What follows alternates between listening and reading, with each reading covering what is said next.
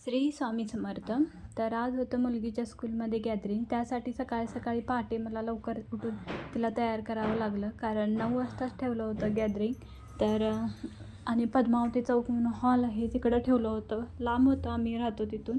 तर लवकर उठून जावंच लागलं. तर तिला असं काही तयार केलं मी, आणि रेडीमेड साडी होती, आणि त्यानंतर असे मोत्याचे जे हार होते ते घातले, बांगड्या घातल्या, आणि छान असं तिला तयार केलं. आणि त्यानंतर आम्ही निघालो बसमधून.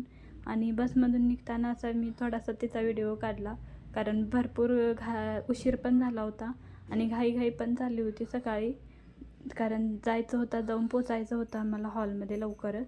आणि त्यानंतर बघू शकता इथं बस अशा असतात, आणि इथं जर चुकून पाय गेला ना तर माणूस खालीच पडू शकतं. आणि माझ्या हा डोळ्यासमोर प्रसंग घडलेला पण आहे, मी बघितला पण आहे, तर भीतीच वाटते मला. त्यानंतर आम्ही हॉलमध्ये असं जाऊन पोचल्यानंतर रांगोळी वगैरे अशी छान घातली होती, बघू शकता तुम्ही किती सुंदर अशी रांगोळी घातली होती. आणि त्यानंतर आम्ही हॉलमध्ये पोचल्यानंतर बघू शकता काही पॅरेंट्स यायचे होते आणि काही पॅरेंट्स होते ते आलेले होते, कारण 9 वाजता जे लवकर ठेवले होते ना, त्यामुळे पॅरेंट्स लोकांना काही सुट्टी घेता आली नाही, जेंट्स लोकांना. तर शक्यतो लेडीजच जास्त होत्या, कारण संध्याकाळी वगैरे ठेवले असते तर छान झालं असतं आणि पॅरेंट्स लोक पण आले असते. त्यानंतर इथं सगळे असे डान्स काही चालू होते. त्यानंतर दुर्गामाचा हा डान्स झाला होता. तर इथं मी व्हिडिओ थोडासा काढलेला आहे आणि शॉर्टमध्ये पूर्ण अपलोड केलेला आहे, जाऊन तुम्ही बघू शकता माझ्या व्लॉगमध्ये वगैरे. आणि त्यानंतर तिचे डान्स झाल्यावर सगळे पॅरेंट्स लोकांना मुलं देत होती त्यांची. तर इथं आल्यानंतर तिचे असे काही सगळ्या डान्सवर स्टेप चालू होते, अजिबात बसली नव्हती. त्यानंतर टीचर लोकांनी पण एन्जॉय केलं थोडं. त्याच अगोदर मुलं पण जाऊन मिसळून डान्स करत होती, आणि माझी मुलगी पण गेली होती स्टेजवर डान्स करायला टीचरसोबत. तर असं एन्जॉय केलं मुलांनी.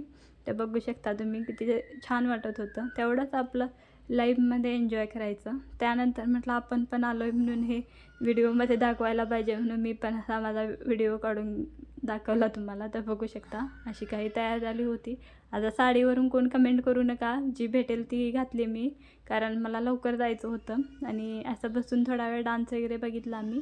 आणि त्यानंतर इथं असे काही सगळे डान्स होते ते मी थोडे थोडे काढलेले आहेत, आणि छान छान केलं मुलींनी, सुंदर सुंदर असे डान्स केले होते, राधाचा वगैरे. अजून भरपूर डान्स होते, ते काय सगळे मी अपलोड केले नाहीत.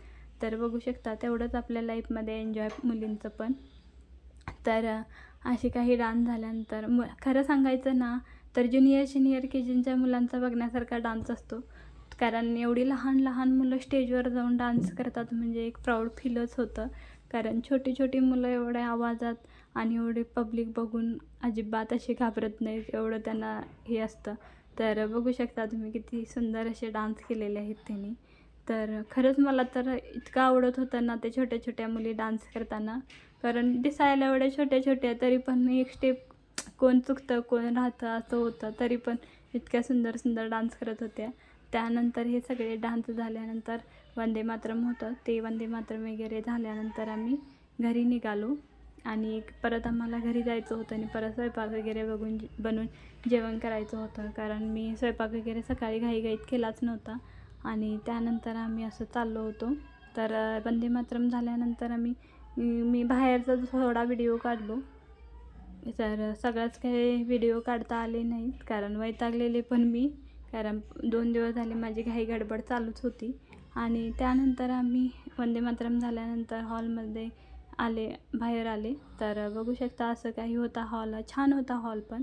आणि त्यानंतर आम्ही असं घरी चाललो. तर ऊन बघू शकता किती होतं, 4:30 वाजले होते तेव्हा.